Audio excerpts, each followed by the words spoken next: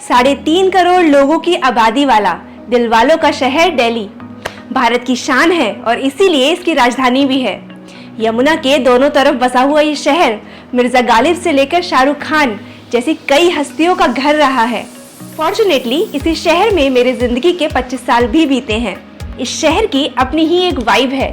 चांदनी चौक की market, Delhi university का campus, Shahpur Jat के डिजाइनर्स, सुप्रीम कोर्ट से लेकर राष्ट्रपति भवन तक, इतना कुछ है दिल्ली में कि ना सिर्फ दिल्ली से पूरे वर्ल्ड से टूरिस्ट दिल्ली में आते हैं और कभी ना रुकने वाले इस शहर का लुत्फ उठाते हैं।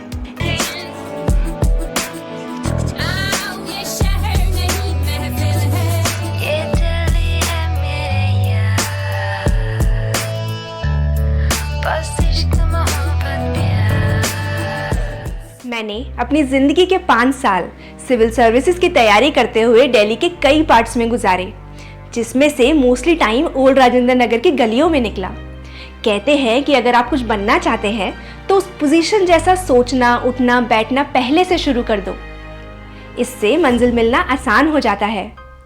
जब 2014 में मैं अपना पहला IAS इंटरव्यू देने वाली थी, तब अक्सर दिल्ली के रोड्स पे चलते हुए, गाड़ी में बैठते हुए मैं ऐसा सोचा करती थी कि अगर मैं यहाँ पर DM होती और इसी रोड से निकल रही होती तो ऐसे क्या इश्यूज मेरे आसपास हैं जिनको मैं अपने IAS की जॉब से सॉल्व कर पाती।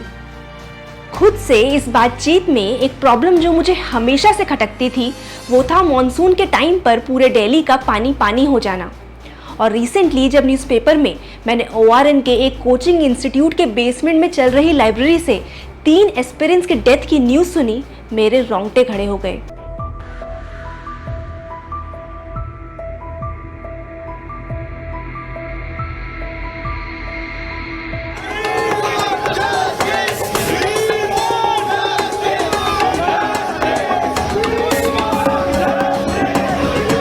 इतना पर्सनल लॉस फील करने के कई रीजंस थे। पहला, मैं खुद अपनी प्रिपरेशन के टाइम पर एक बेसमेंट लाइब्रेरी में सारे टाइम पढ़ती थी। दूसरा, वो लाइब्रेरी भी ORN में थी और मैं भी एक एस्पिरेंट थी। तीसरा, दिल्ली जैसे शहर का मॉनसून में ऐसा हाल मुझे हमेशा से परेशान करता था और वही मॉनसून एक वजह बन गया 3 एस्पिरेंट्स के जान के पीछे। इसीलिए मुझे बहुत ज़रूरी लगा कि मुझे इस टॉपिक पर आप सबसे बात करनी चाहिए।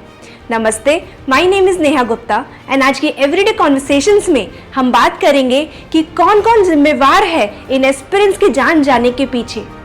ऐसा क्यों है कि दिल्ली में कितनी सरकारें आई और गई, पर जो परेशानियां यहाँ के रहने वाले लोग सालों से झेलते आ रहे हैं और फिर भी सालों से टैक्स पे करते आ रहे हैं, उसको सोल्यूशन आज तक कोई नहीं दे पाया।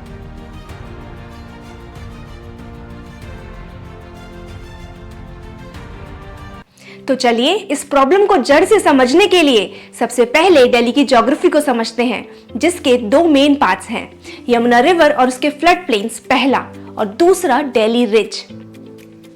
फ्लड प्लेन्स किसी भी रिवर के सराउंडिंग 5 to 10 किलोमीटर एरिया को बोलते हैं। जैसे ही बारिश होने से रिवर का पानी बढ़ता है और ओवरफ्लो करने लगता है, तो यही फ्लड प्लेन्स एक स्पॉन्ज की तरह काम करते हैं एक्सेस पानी को एब्जॉर्ब एंड स्टोर करने में।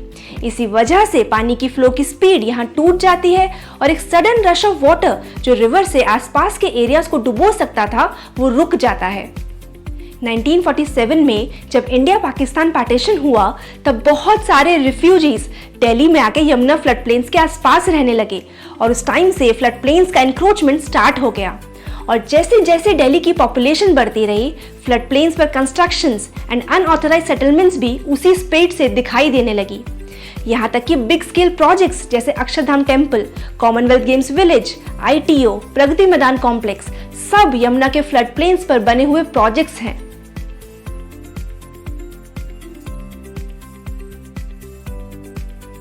अब आते हैं दिल्ली रिज पे, जो इंडिया के अरावलीज का एक्सटेंशन है और इसीलिए दिल्ली का वो पार्ट है जो हायर एलिवेशन पे है, जहाँ पर फॉरेस्ट हैं, अच्छा ग्रीन कवर है, बहुत सारे हिस्टोरिकल साइट्स हैं।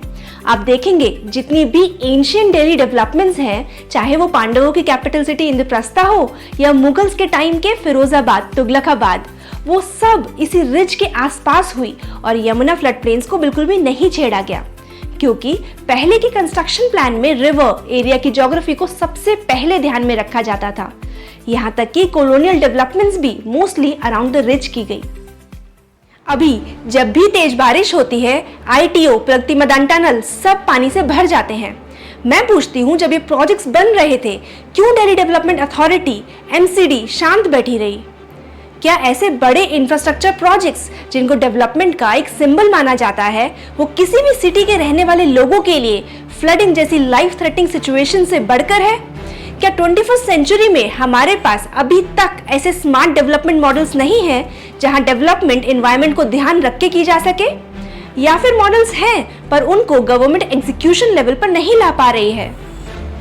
ग्लोबल वार्मिंग से दिल्ली का वेदर और भी इंटेंस एंड अनप्रिडिक्टेबल हो गया है।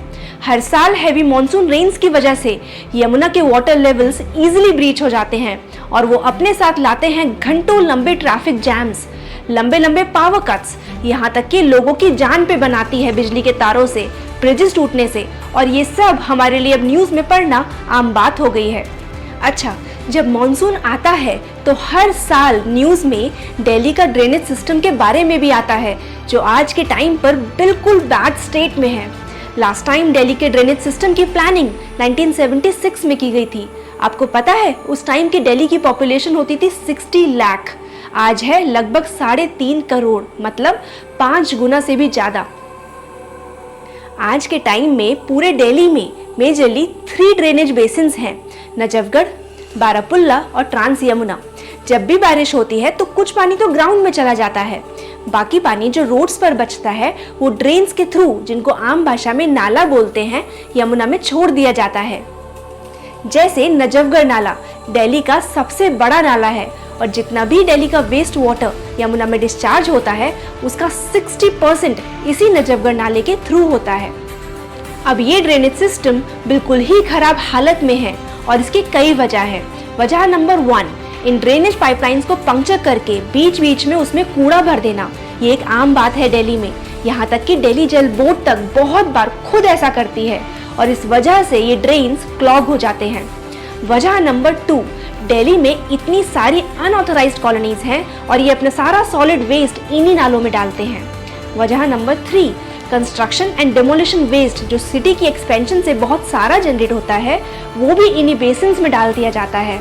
वजह नंबर 4, जो लोग डेली रोड साफ करते हैं वो भी रोड साइड का सारा कूड़ा, मिट्टी इन्हीं नालों में डाल देते हैं। वजह नंबर 5, इनकी कोई रेगुलरली सफाई नहीं होती, जिस वजह से ये कूड़े और मिट्टी से जाम पड़े रहते हैं।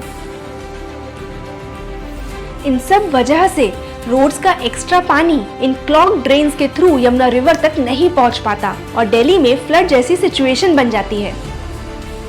आपको पता है, इतनी सारी एजेंसीज हैं दिल्ली में जो इसी ड्रेनेज सिस्टम को मेंटेन करने के लिए रिस्पॉन्सिबल हैं, जैसे PWD, NCD, DDA, NDMC, irrigation and flood control, कि सब एक दूसरे पे ब्लेम डालती रहती हैं क्योंकि कोई कोऑर्डिनेशन ही नहीं है इनके बीच में कि कैसे ड्रेनेज बेसिन्स को मेंटेन करना है, जिसकी वजह से कोई भी डिसीजन लेना और उसको इम्प्लीमेंट करने के लिए फाइल्स इन्हीं एजेंसीज के बीच में घूमती रहती है। ऑल्सो दिल्ली के फास्ट अर्बनाइजेशन में कंक्रीट रोड्स सब जगह बना दी गई।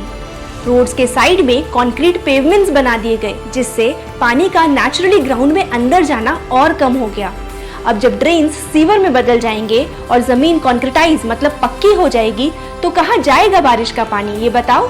एंड दैट टू जब ग्लोबल वार्मिंग की वजह से रेनफॉल की इंटेंसिटी ऑलरेडी बढ़ चुकी है।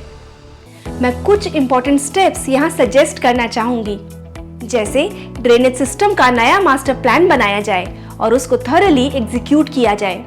Solid waste and sewage system को बिल्कुल अलग अलग रखा जाए। रेगुलर ड्रेन्स की क्लीनिंग एंड डिसिल्टिंग हो। अनऑथराइज्ड कॉलोनीज हो या कंस्ट्रक्शन कॉन्ट्रैक्टर्स, कैसा भी वेस्ट इन नालों में डंप करने पर हैवी पनिशमेंट्स हो। इतनी सारी अथॉरिटीज में एक नोडल एजेंसी बनाई जाए जो बाकी सब में कोऑर्डिनेशन करे ताकि डिसीजन मेकिंग और इम्प्लीमेंटेशन फास्ट हो सके। और ये सब अर्जेंट बेसिस पे किया जाना चाहिए। और सबसे जरूरी बात, रेन वाटर हार्वेस्टिंग का एक सिस्टम डेवलप होना चाहिए। जैसे दिल्ली में कितने सारे पार्क एंड ओपन स्पेसेस हैं जहां पर गवर्नमेंट रेन वाटर हार्वेस्टिंग के स्मार्ट मॉडल्स इंप्लीमेंट कर सकती है। दिल्ली के साथ मेरा पर्सनल कनेक्शन है, ये मैं जानती हूँ, पर मुझे ऐसा लगता है कि being the capital of India, क्या दिल्ली का डेवलपमेंट मॉडल ऐसा नहीं होना चाहिए जो सारे इंडिया की सिटीज के लिए एक मॉडल की तरह काम करे? अब चाहे वो क्लीनलीनेस हो, पोल्यूशन लेवल्स को कंट्रोल करना हो या फिर ऐसे फ्लड जैसी सिचुएशंस का परमानेंट सॉल्यूशन हो, जिससे पूरे इंडिया के लोग जब दिल्ली में चाहे नौकरी की तलाश में आए या यूपीएससी के प्रिपरेशन के लिए, उन लोगों के जान के साथ खिलवाड़ ना हो और हम दिलवालों का शहर दिल्ली उनके दिल में ही बस जाए। जय हिंद।